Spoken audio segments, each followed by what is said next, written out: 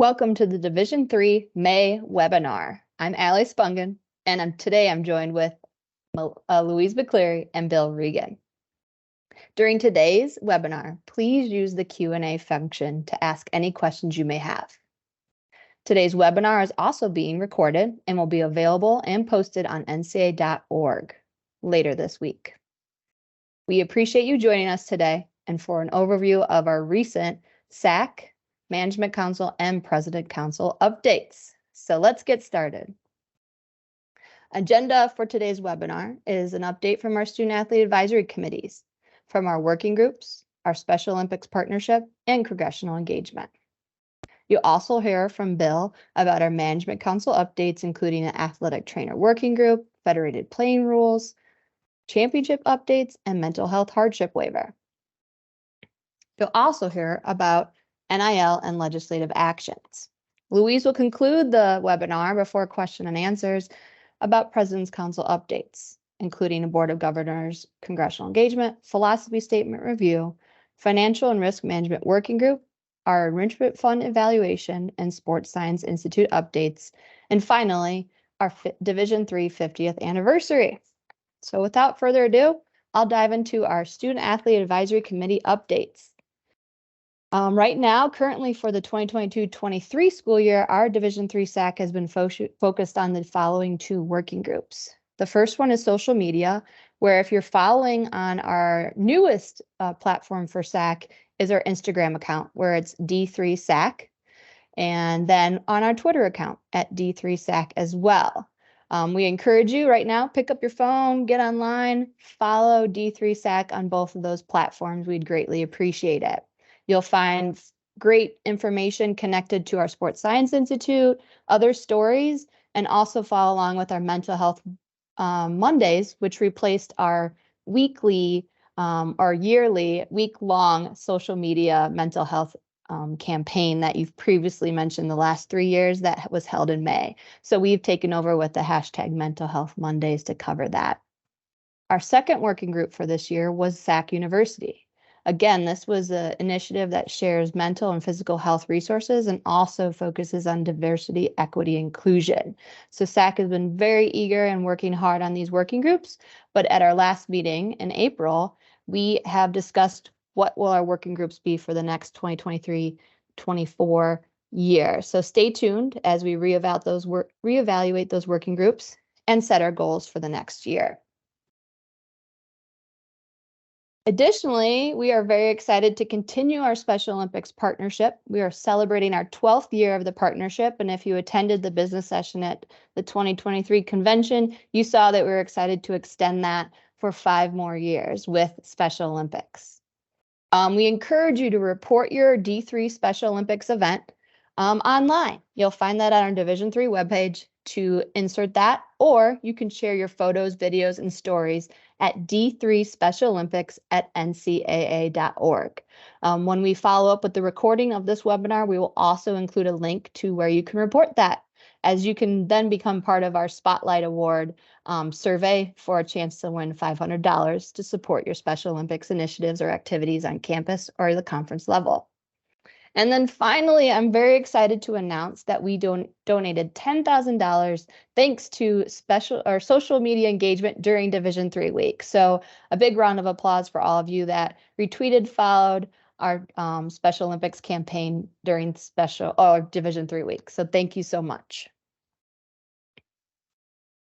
And then finally for me is what we're doing to help educate and advocate our student athletes about congressional engagement and education. We had 2 joint town halls with Division III, and we also had an education session at the Student Athlete Leadership Forum that was held in mid-April. The joint town halls were April 18th and 20th. We had a really good turnout. The beginning of the session was about 30 minutes of just educating, providing resources for our student athletes to understand the congressional actions that are going on. And then the last half hour was 30 minutes for a divisional breakout to really hear from our student athletes what their feelings and thoughts are on the opportunities to engage with Congress and our lawmakers. We wanted to provide that opportunity to learn about the legal and state threats that are facing collegiate athletics. And we've also provided a call to action that has been provided by our D3 SAAC committee. So they are asking that our student athletes share your hashtag YD3. Tell your story. Also, talk with your SAAC groups on campus, your athletic directors, your presidents, and chancellors. I think that's the most important part of is engaging on campus and in your local communities so you can connect with your Congress people and your lawmakers. And then stay tuned and informed. This morning, there should have been a follow-up with participants of student athletes that attended the Student Athlete Leadership Forum, as well as our town halls with some follow-up information, including a PowerPoint that was used and also some things to consider, talking points for student athletes to share when they talk with their SAAC groups, their ADs, or their presidents and chancellors. That was also sent to our campus and conference SAAC advisors located on the NCAA membership website as well. So that email just came out today to provide additional information. So we just ask you to spread the word, develop contacts, talk with your SAAC, talk with your ADs, and also identify spokespeople. If you have a really great student athlete that you think can tell that story, that's where we'll really impact our congressional ask and our lawmakers. And then, as we said, stay tuned. So thank you for your efforts there. I will pause right now for any questions about Division III SAAC and the updates I just provided. Allie, we have no questions yet. And as a reminder, the Q&A button is at the top of your screen. If you put something in there, I will relay that to either of the three panelists. Okay. Well, thank you, Katie. I'll toss the virtual microphone to Bill. Hi, Katie. Hello to everybody. Katie, just want to check to see if my camera is working. It is not. We are a black screen on my end. Okay, so I do apologize for that in advance. But let me go ahead and get started because we have just a limited amount of time and I think we've got a lot of updates we'd like to provide. First update is about a athletic training working group that the Management Council has asked be created, and they really did that in response to feedback from the membership. And that feedback really voiced the concerns that the membership has with being able to hire athletic trainers as well as being able to retain those athletic trainers. So the concept is to bring a working group together to start to identify what are the causes for this issue with our membership and maybe try to develop some potential solutions. The composition of the working group will include athletic trainers, it will include athletic directors, a member of Management Council, and a Division III president or chancellor. We're currently accepting nominations for that working group through May 12th. We hope to confirm the composition of that working group the week of May 15th.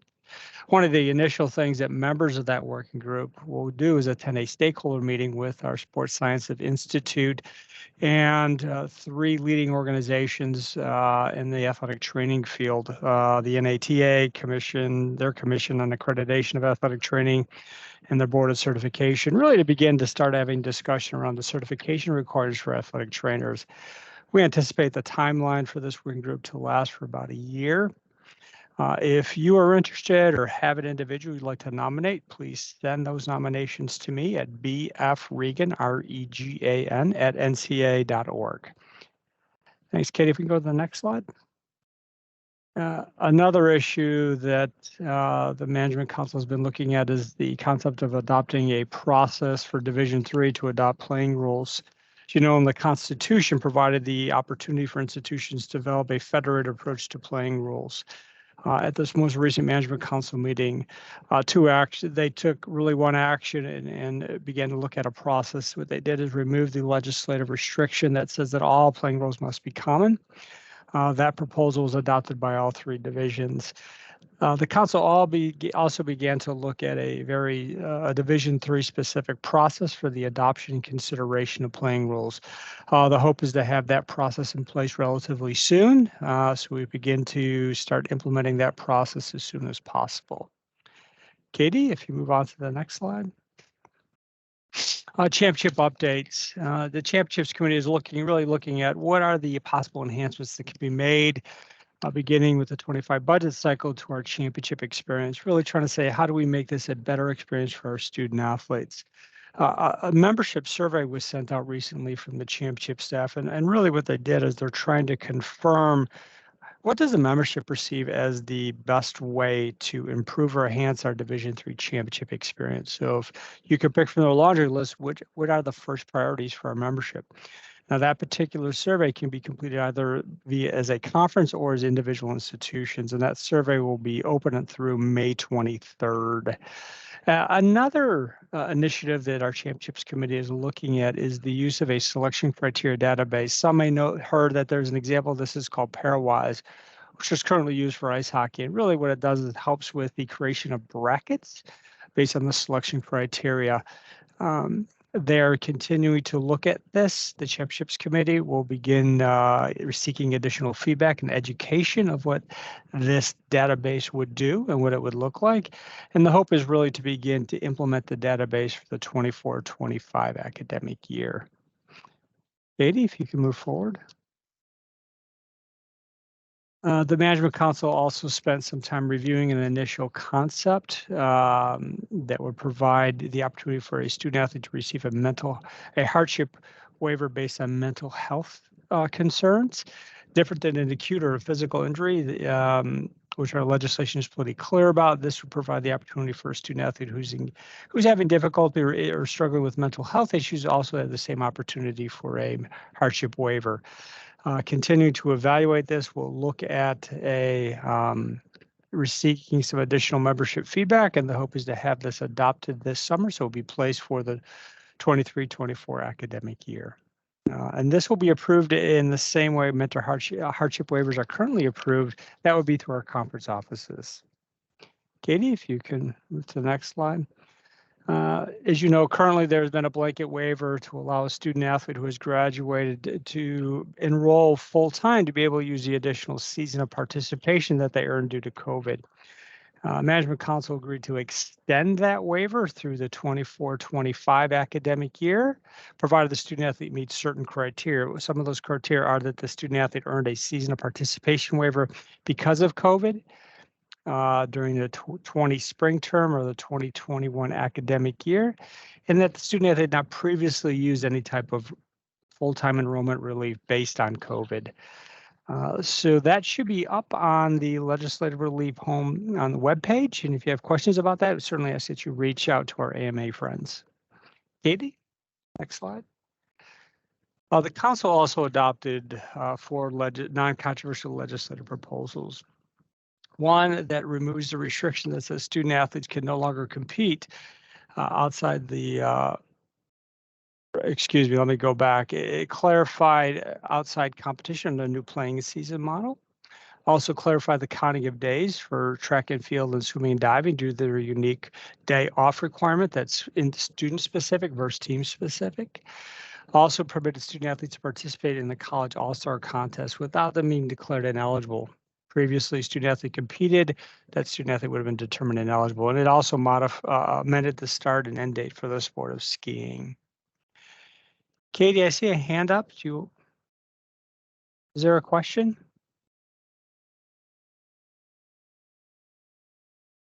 Bill, this is Louise. If anyone has a question, you need to put it into the Q&A. You need to type it in, and we're more than happy to answer it.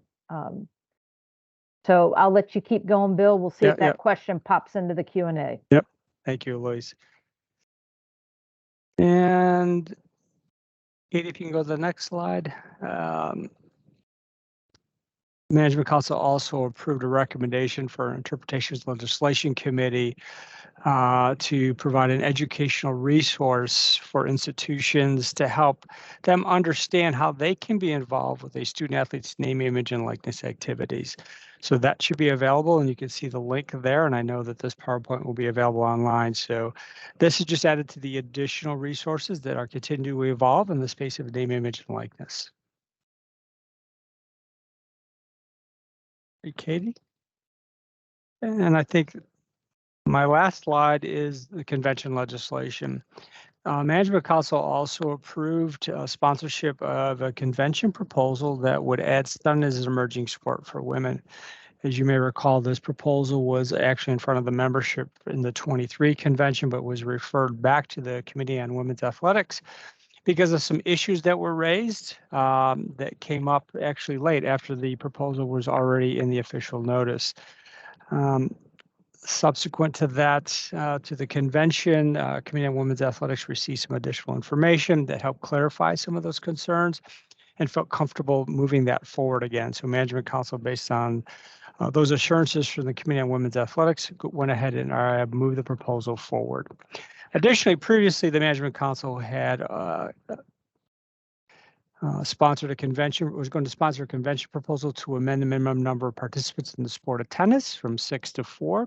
However, as part of their normal process, when something would involve legislation that is actually within the purview of a specific committee, in this case, the membership committee, it will seek that committee's, ask for that committee to review the proposal before it adopts it in final form. So that's what the council did at this last meeting. He's really sent that proposal back to the membership committee to get their feedback before the council acts on this in its July meeting. Katie, I'll stop there. I think that was my last slide, and see if there are any questions in the Q&A. We do have a few questions for you. First off, going back to the athletic training working group, did you say, or maybe you can share how often that group will plan to be meeting? Yeah, it's tough to tell. I would expect it to meet, that group would meet probably monthly. Maybe more often as needed or less often as needed, but I think as we've found over time that our working groups have the tendency to meet more on a fairly regular basis for every 4 to 6 weeks. Great, and then I'm gonna flip back to this slide really quick. We just had a question of, can you provide more specifics on the non-controversial legislation? All of them, or was there a specific one? You could, for that, the person who asked that question, if you could maybe give some more specifics on that, if you do have any. Okay. I don't want to step over to our AMA friends' toes, but let me try to give you maybe a little bit of insight into some of those, and certainly ask for you. Bill, I do have an update for you. Okay. And that would be more specific on skiing and track and field and swimming. Yeah, so for skiing, they clarified that the start date for the sport of skiing would be October 15th, and the end date would be April 15th, or the end of the U.S. National Championships, whichever occurs later. And then for track and field, it establishes that an institution uses the exception that allows a day off to be student-specific would not be charged more than 6 days per defined week. And further confirmed that the definition of a day used is consistent for all sports, regardless of winter sports, period sports, or non-traditional segments. So because of the unique nature of the day off requirement, it wanted to ensure that in the sport of track and field that it wouldn't be charged more than 6 days. Great, thank you. And then one more just came in. Is there an online resource for the part-time enrollment blanket waiver? Yeah, if you go to the Subcommittee for Legislative Relief's webpage, and we can try to stick that in the chat. All the blanket waivers are listed there, and I'll go ahead and see if I can find that and put it in the chat, unless one of my colleagues are so far ahead of me that they're already doing it. But yeah, we can get that information out to you. Yeah, we unfortunately can't add it into the chat just since that shut down, but we can include it in the email we send out with the recording of this. See, Katie, that's why you're here, and that's why I shouldn't say things like that. That was the last question we had so far.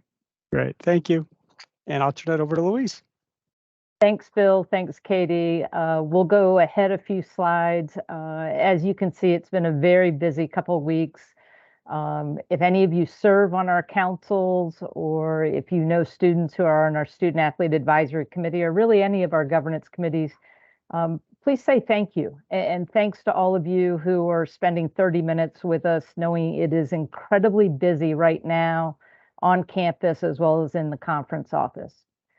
So the slide you see in front of you is around congressional engagement, and the councils had an opportunity, as well as Allie mentioned, SAAC had an opportunity to discuss what has been occurring.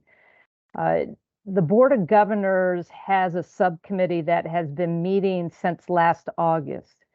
Since January, and in particular since the NCAA convention, we have sent a lot of information out to the Division III membership regarding what is going on. So the first couple of slides highlight that, and then the last slide will sort of detail what's next.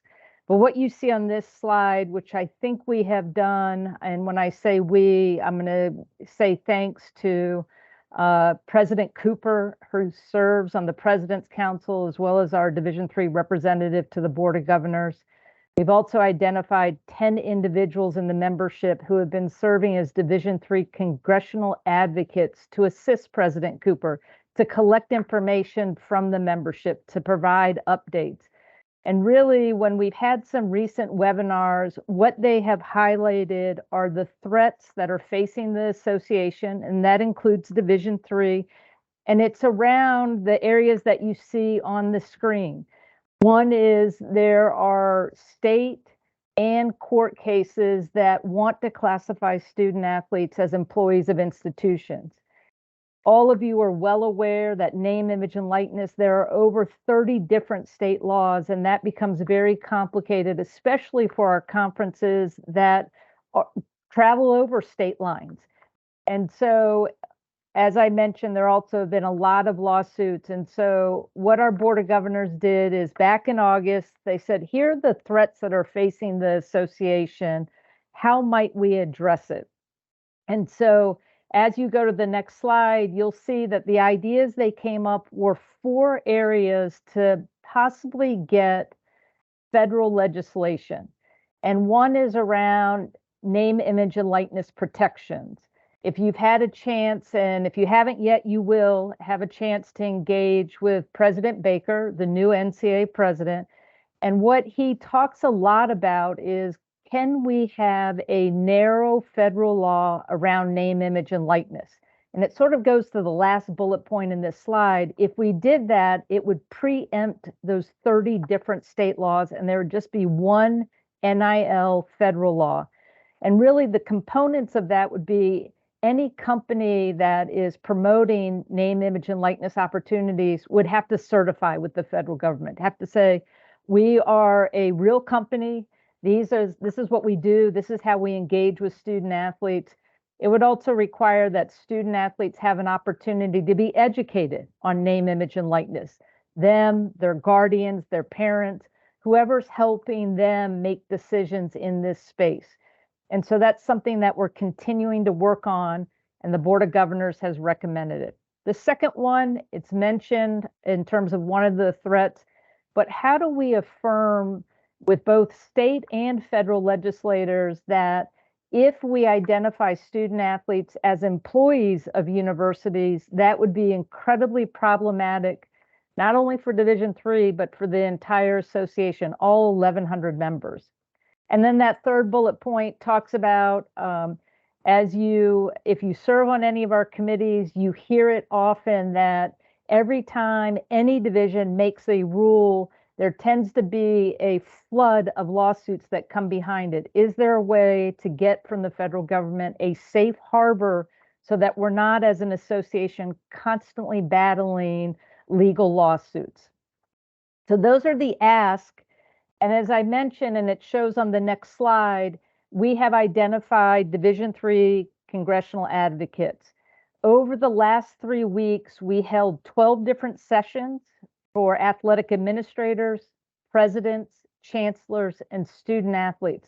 In total, about 550 were able to hear what I just provided an update on.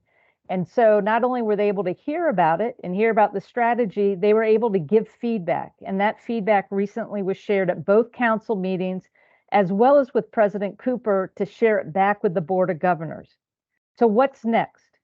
Now that we feel that the membership has a good feeling of what the threats are, what the asks are, is we'll be sending out a toolkit to presidents and chancellors. We'll copy athletic directors and commissioners.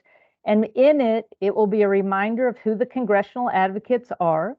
It will also have updated talking points to use as our presidents and chancellors, if they choose to bring in student athletes, athletic directors, general counsels with their state and federal legislators regarding the 2 primary topics at this time, which would be name, image, and likeness, a narrow federal legislation, as well as the difficulties if there was any thought, especially from a federal level, to have student athletes classified as employees.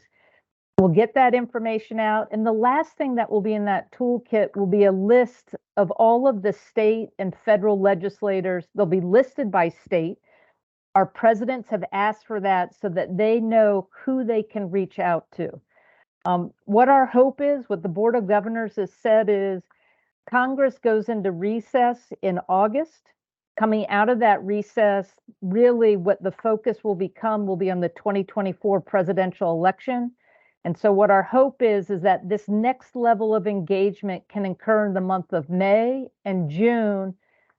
The idea that maybe in July, there'll be some type of federal legislation around name, image, and likeness that possibly could get acted on before that August recess. I say that, I'll echo what the Board of Governors has said.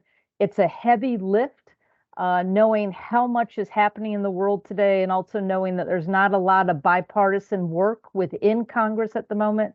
But that is our current timeline to see if we can make that happen. So let me go on to the next topic and we'll see if any questions pop up around this. The philosophy statement review has also been occurring over the last year. That came out of after the association adopted a new NCAA constitution. We created a Division III advisory council. And one of the things that they recommended, as well as some of our committees up to the councils, is the Division III philosophy statement in the right place? And when I say the Division III philosophy statement, a reminder to everybody listening is that it's legislated in Division III, and it is used as the guardrails, the guideposts for every committee and council discussion around initiatives, policies, and proposed legislation. We use that philosophy statement to say we can't have all 438 members, 44 conferences in that meeting room, but they've all endorsed our current philosophy statement and those guidelines and those parameters. And the expectation is that our committees and councils use that as they're recommending ideas or policy back out to the membership. So it's very important to do this review to get membership feedback. We've already had 2 opportunities for the membership to provide feedback. One was via survey that was sent out in November, December of this year. Then we talked about it at the Issues Forum. What we have done is a working group of strategic planning and finance has taken all that feedback. They've come up with another draft. They've shared it with the full strategic planning and finance committee, who then shared it with the councils the last 2 weeks. It's currently been endorsed in its current format. However, to really make sure it's in the right place, it's going to be sent back out to the membership in probably next week. And there'll be about a 3-week window for all athletic directors and commissioners and presidents and chancellors to review it and provide one last opportunity of feedback to come back to the working group. And then what will happen is strategic planning and finance will discuss it during their June meeting. And then in the summer meetings, the councils will determine, should this go forward as proposed 2024 legislation? If it does, then obviously everybody in the membership will have an opportunity to review it and vote on it in January of 2024. So I'll keep going from there, Katie. The other thing that we've heard from our membership, and again, a lot of it stems over what has occurred the last probably 5 years in terms of higher education and college athletics. I mentioned some of the threats that our Board of Governors is tracking on, but there's also a real concern from our membership to say, are we in Division III, have we taken a chance to really look at our strengths and our weaknesses, our opportunities, our threats around financial stability and security, and also ways to make sure that we are providing the best possible service to our membership and in particular student athletes. So with that as a backdrop, our administrative committee, which is comprised of the chair and vice chair of both councils, and then the most tenured president on the management council, recommended to both councils and asked the president's council to act this past January to create a financial and risk management working group. What this working group will do is what I just mentioned. They have added 4 additional members that are at large throughout the membership to join them, and they will periodically look at the division's finances as well as just our organization, and then look and determine what are the threats, what are the risks, what are our opportunities to enhance. This working group will have its first meeting in mid-May. It will have a couple opportunities to meet leading up to the January 2024 convention. And we anticipate that they may have an opportunity to report out at that time to the entire division regarding sort of this initial analysis of what's facing Division 3. We anticipate the working group may request of the councils to hire an outside vendor to do a SWOT analysis, strengths, weaknesses, opportunities, and threats. So stay tuned. We'll continue to make sure the councils are updated as well as the membership on the work of this important working group. Strategic planning and finance has been very, very busy. I've mentioned the philosophy statement review. They also recommended to the councils, and both councils approved it, to do a full analysis by a third-party vendor of our enrichment fund. That's everything that is not a championship. And the idea behind that is, are we using those dollars to the best? Are those programs and initiatives, do they match our strategic priorities in Division 3? We anticipate that review to start to occur probably in the next month or two, and it will be in 3 phases that we'll go through it. First, we'll look at our programs. So think the student immersion program, the Institute for Administrative Advancement, our new AD orientation, our new commissioner orientation. Those types of programs will be evaluated first.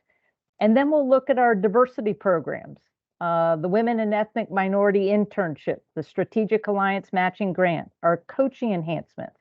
And then the third area that will be looked at will be the conference grant program, where we give funds every year to our 44 conference offices to help with different programs, professional development, or initiatives within their conference. So again, stay tuned on more information on what those outcomes are. All right, I am over, but I'm going to whip through this next slide and then we'll see if there are any questions. The Sports Science Institute always gives updates to the councils. 3 key areas: the Mental Health Advisory Group, which is an association-wide advisory group, met in March. We expect them to give some best practices request to competitive safeguards during their June meeting, and then that will flow to the councils, more than likely not until their October meeting. That will be a great opportunity to also socialize those ideas with the membership. And the earliest that the Board of Governors may see those requests to update our current mental health best practices would be in January of 2024. Just an update quickly on the second bullet point. We have said that we will always align with WADA, the World Anti-Doping Agency, regarding drugs and which drugs are banned. We have heard that WADA will ban tramadol effective January 1, 2024. And so that will also take place for all 3 divisions starting that mid-year, January 1st. Tramadol will be a banned list. And then the last one, we anticipate competitive safeguards during their June meeting to make a recommendation to end testing for cannabinoids at all NCAA championships in 23-24. If they do choose to act that way, they will forward it to the councils. Currently in Division 3, we actually have some legislative penalties regarding cannabinoids. And so if competitive safeguards recommends to end that testing, we anticipate Management Council looking to remove that legislation around the penalties. All right, and we'll end on a high note. The 50th anniversary, you see the logo there. We announced it. If you go to our webinar page, you can click and you can read more about those details. We will have the official launch of our 50th anniversary on August 6th. That's when we were created. 50 years ago, and then we will run it through the entire year. We have a lot of great initiatives and programs and celebrations planned, but just a heads up that that is coming, and more information we'll send directly to institutions and to conference offices. All right, Katie, I went over, so I don't know if there are any questions, but I'll pause for a minute and we'll go from there. Louise, there aren't any questions right now, but we can give it a minute if you want to ask anything, the Q&A button at the top of your screen. And what I will say is this recording will be on our webinar page. We will email it directly to you. And again, can't thank you enough for spending really 37 minutes with us today, and wishing you all the best as you wrap up the spring semester and your spring championships.